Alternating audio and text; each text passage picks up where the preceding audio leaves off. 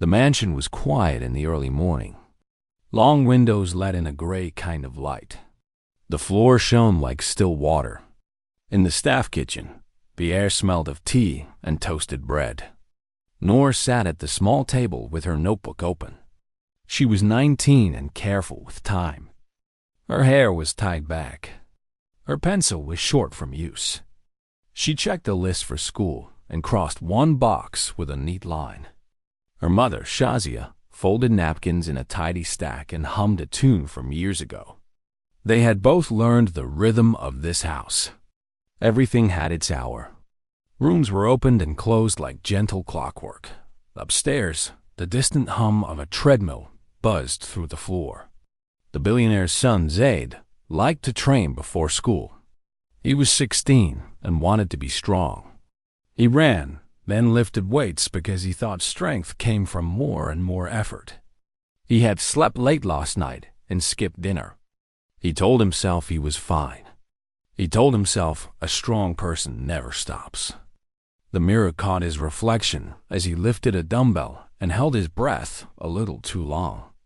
He felt a small wave behind his eyes. He blinked hard, set the weight down, and told himself to keep going. Shazia checked the chores list on the wall. She breathed in, slow and steady, and squeezed Noor's shoulder with a tiny smile. "Finish that last page," she said. "Then we start the guest rooms." "I will," Noor said. The words were light, but her focus was strong. She wanted to become a nurse one day. For now, she was learning little pieces. A free class at the community center. A booklet from the clinic. A video about how to stay calm in a problem. She kept those pieces in her head like small pebbles in a pocket. A sound broke the quiet. Not loud. Just a low, heavy thud far away above them. The kind that makes a person pause without knowing why. A second later, a dumbbell rolled across a gym floor and bumped a mirror with a soft click. Noor lifted her head. Shazia looked up too. They waited for a shout or a laugh or any sign of normal life. None came. The air felt different now, like the pause after a held breath. "Did you hear that?" a guard said from the hallway outside the kitchen. He jogged toward the stairs. The cook turned off the gas and followed, wiping her hands. Noor was already moving. She tucked her pencil into the notebook, kept the notebook under her arm, and took the back stairs 2 at a time. Her heartbeat was loud but steady. She didn't think of fear. She thought of the steps she had practiced in her mind. The gym door stood open. A bright bar of light cut across the hallway. Inside, the treadmill belt ticked as it slowed. On the rubber floor, half under a bench, Zaid lay on his side. His face was pale. His hair was damp. One knee was bent. The dumbbell rested near his hand. Noor felt the scene like a picture clear and simple and urgent. She moved without noise. First she looked for danger in the room. Nothing heavy was about to fall. No wires were loose. The treadmill was stopping. She knelt and spoke softly to him. "Zaid, can you hear me?" She said, "I'm Noor. You know me. I'm here." She touched his shoulder and watched for any sign that he was waking. She listened to his breathing. It was there, which eased a tightness in her chest. She kept her voice steady. "Help is coming. I'm going to keep you safe." 2 guards crowded the doorway. One started to speak fast about calling the household manager. The other said they should wait, that the young master did not like fuss. Noor raised one hand without looking up. "Please call the emergency number now," she said. Her tone was calm but firm. "And bring the first aid kit." The guards moved. The cook brought a clean towel and a bottle of water with hands that trembled. Noor angled Zaid's head so that his airway stayed clear. She slid the towel under his cheek. He made a faint sound and then went quiet again. She kept talking, not as a cure, but as comfort. "You are not alone," she said. "We're with you. Breathe easy. I will not leave." Her words were simple and regular. The room, bright and full of mirrors, felt less sharp, as if calm could soften glass. Shazia stood at the door with her hands pressed together. "Should we call the office?" she asked. Her voice was low, careful, almost afraid. People said the owner of the house, Mr. Rahman, did not like calls during meetings. They said he had rules like thick lines. They said he left kindness to other people and kept himself made of stone. Noor looked up and met her mother's eyes. "There are rules," Noor thought, "and then there is a life in front of you." She remembered the sheet by the kitchen phone with important numbers. She remembered the one labeled Mr. Rahman, direct. She had never called it. She had never even touched the paper. But now she could see the number in her mind as if the ink had lit up. She looked at a guard. "Please bring me the list from the kitchen," she said. "The one with the red clip." He ran. The first aid kit arrived, bright white with a green cross. Noor opened it and set a few things aside, the way the community nurse had shown her. She didn't need most of it. She needed her breath and her focus. She checked the time on the wall clock and held it in her mind so she could tell the paramedics later. The second guard returned with the red-clipped list and a phone. Noor dialed the number with steady fingers. The call connected on the second ring. She heard a quiet office in the background and one man's breath. "Yes?" he said. His voice was deep. It carried a kind of control that most people use for doors, not for people. "Sir, it's Noor," she said. "From the house. Please listen. Your son is unconscious. He is breathing. We called an ambulance. Please come." For a beat, there was only air on the line. Then the tone in his voice changed as if a window had opened. He did not ask who she was again. He did not ask why she had his number. He asked the right questions in short, clean lines. "Is he safe where he is? Do you see any bleeding? Can you keep his head turned to one side? I'm leaving now." She answered each question and kept Zaid steady with one hand. "Stay with him," he said. "I trust you. Tell the guard to open all gates. The ambulance must not stop at the security office. My driver is on the way. I will meet you at the hospital." He ended the call. Bright lights washed the hospital hallway in clean white. The floor shined like a calm river. Doors opened and closed with soft clicks. Voices stayed low. People moved with purpose. Noor stood near the wall with her mother, Shazia. The ambulance had arrived only minutes before, yet it felt like an hour had passed. Paramedics rolled Zaid past him on a stretcher, speaking in short phrases to a nurse who wrote everything down. Noor answered when they asked for the time of the fall and what she had done. She spoke clearly. She kept it simple. She said he had been breathing the whole time and that she had kept his airway clear. The nurse gave her a quick nod that felt like a warm blanket. They waited on a narrow bench. Shazia folded and unfolded the strap of her bag. "He will blame us," she whispered. "The rich do not like surprises." Noor looked at the swinging doors to the treatment area. She remembered the phone call and the change in Mr. Rahman's voice. She remembered the words, "I trust you." She held on to that. A doctor in blue scrubs stepped out and looked around. He had kind eyes and a name tag that read, "Dr. Malik." He came over to them. "Are you the ones who were with the boy?" he asked. "Yes," Noor said. "Is he okay?" "He is stable now," the doctor said in a gentle tone. "It seems he fainted after pushing himself too hard and not eating. There are signs of exhaustion. We will run tests to be sure. But he is breathing on his own, and his heart is steady." He glanced at the clipboard.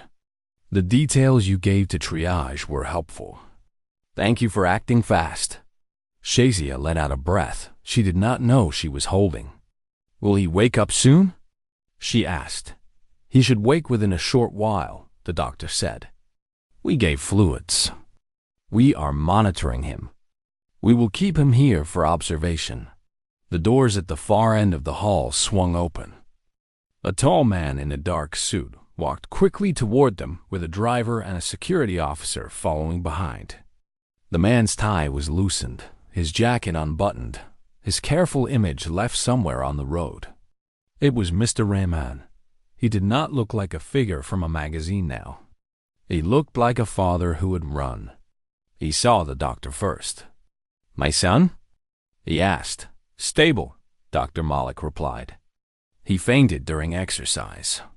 We will do tests and keep him for the day. He is in room 12. Mr. Rahman closed his eyes a moment. When he opened them, he looked for Noor. He found her standing quietly beside her mother. He walked to her, not with anger, but with a soft urgency that surprised everyone. He stopped a step away and lowered his voice. "You called me," he said. "You kept him safe." "Thank you." The hallway went still, as if the air itself was listening. Shazia looked from her boss to her daughter with disbelief. The guard shifted, but said nothing.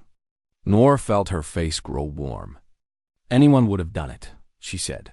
"No," he answered simply. "Not everyone knows to do the right thing the right way. You did." He turned to the doctor. "Please show us to him." They walked together to room 12. The machine by the bed made a friendly, regular beep. Sunlight from a high window drew a pale square on the wall.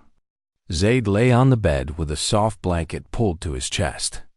He looked smaller than he had on the gym floor, not because of size, but because of how still he was. The nurse checked the tubes and smiled. "He will wake soon," she said. Mr. Rahman stood near the bed and placed his palm on his son's hair. It was a simple touch. He did not speak for a moment. Then he turned slightly and made space with a small wave of his hand. He looked at Noor again. "Come closer," he said. "If you had not been there, I do not like to think what might have happened." Noor stepped to the side of the bed. She watched the gentle rise and fall of Zaid's chest. She felt relief spread through her like warm tea. "He will be okay," she said. "He only needs rest and food and less stress." The room door clicked. A house manager appeared, tense and alert. She looked at the staff lined up against the wall and took a breath to speak. Mr. Rahman lifted one hand. The manager stopped. She looked startled. "No one is in trouble," he said, his voice steady and even. "No one is losing a job. Today, we are not finding fault. We are learning." He turned to the manager. "I want first aid training for all staff, at home and at the office. Not a video. Real classes with real instructors. Make a schedule. Pay everyone for their time. Open the gates for the drivers, too. Guards, cooks, gardeners, everyone. We will have emergency plans and drills. I do not want anyone to feel helpless again." The manager nodded quickly. The guard who had hesitated in the gym stared at the floor and then looked up, eyes wet. "Thank you, sir," he said. Even the nurse smiled at this. A soft sound came from the bed. It was not a word at first, just the shape of one. Mr. Rahman moved closer and leaned in. "Zaid," he said quietly. "I'm here." Zaid's eyes fluttered open. He blinked at the bright ceiling, then turned his head. His gaze landed on Noor before it reached his father, the way it had happened back in the gym. His voice was a thin thread. "Did I fall?" he asked. "You fainted," Noor said, keeping her tone calm and light. "You worked out on an empty stomach. Your body said no." Zaid frowned, then tried to smile and failed. "That's embarrassing," he murmured. "It's human," Noor said. "It happens. You will eat breakfast and you will be fine." She looked at the nurse, who gave Zaid a small sip of water with a straw. Mr. Rahman's shoulders lowered an inch, as if he had been holding them up by force. He brushed a crease out of the blanket. "We will do things differently," he said to his son. "We will listen to the people who know. even when they are 19 and carry notebooks. His eyes moved to Noor again with a quiet warmth that turned the air gentle. The driver waited by the door with a phone in his hand. "Sir," he said, "a reporter is asking about the ambulance at the hospital. They say social media is already guessing." Mr. Rahman thought for a heartbeat. If they must say something, say that a young woman named Noor acted with courage and skill, he said. If they write a story, the story is about her. Noor shook her head, startled. "Please, sir, I don't need. This is not about need," he said softly. "It is about truth." The nurse checked the monitor again. "He can rest now," she said. "We will run tests in an hour. You may stay." She looked at Noor. "Your information helped us. Would you like a chair?" Noor nodded, grateful. Shazia touched her daughter's shoulder. "We should let them be," she said in a small voice. "Stay," Mr. Rahman said. "Both of you, please." He took his phone, stepped into the hallway, and made 3 short calls. When he returned, his face held a clear plan. He pulled a chair to the bed. "Noor," he said, "you told me you study nursing in the evenings?" "I study when I can," she said, a bit shy. "I am not in a full program. I save for it." "Then we will change that," he said. "I have arranged a full scholarship for you at the college clinic program. Tuition, books, transport. A laptop is being delivered to your home. Also, a modest monthly support so your mother can work fewer hours." He paused, as if checking whether this would cause harm, not just help. "If this is welcome." Noor looked at her mother. Shazia covered her mouth, then reached for her daughter's hand and squeezed it hard. "We are grateful," Shazia said, her eyes bright. "It is more than we dreamed." Noor's throat felt tight. "Thank you," she said. "I will work hard. I promise I will honor this." Mr. Rahman nodded. "I believe you already have." Zaid watched this with a slow smile that grew as he woke more fully. "Noor saved me," he said. "I want to say that out loud." He swallowed. "And I will eat breakfast," he added, trying to make a joke. The nurse laughed softly. The rest of the day moved in gentle steps. Blood tests. A nutrition talk with simple notes. A few checks on blood pressure and hydration. At each stop, Noor listened like a sponge. She asked good questions, not to show off, but to understand. She wrote small points in her notebook. She helped adjust the pillow. She talked to Zaid about music and school, and the way stress can trick a person into thinking non-stop effort is strength. She said strength also means rest. He nodded, embarrassed and relieved. By late afternoon, the doctor returned with calm results. "Everything looks fine," he said. "You were exhausted and dehydrated. You need better sleep, regular meals, and balance. We will schedule a follow-up, but for now, you may go home and rest." They left the hospital as the sun slid low, painting the sky with soft gold. At the mansion, the staff gathered near the kitchen, unsure whether to hide or welcome them. Mr. Rahman walked straight to the staff table and placed his hand on the back of a chair. "We are eating together," he said. "Simple food. Good food." He looked at the cook. "Please join us too." They sat around a long table with warm soup and fresh bread and fruit. The talking began slow and then loosened into natural comfort. Mr. Rahman asked the guard about his new baby. He asked the gardener what plants needed shade. He listened. He thanked people by name. He told the manager to post a sign-up sheet on the wall for first aid classes and emergency drills. "Sundays, 2 hours," he said. "Everyone who wants to learn, learns. We pay for your time." Zaid sat with a bowl of soup and a slice of bread and smiled when Noor teased him for taking small sips. "Bigger," she said. He obeyed and laughed, and the laughter did something kind to the room. It made fear step back.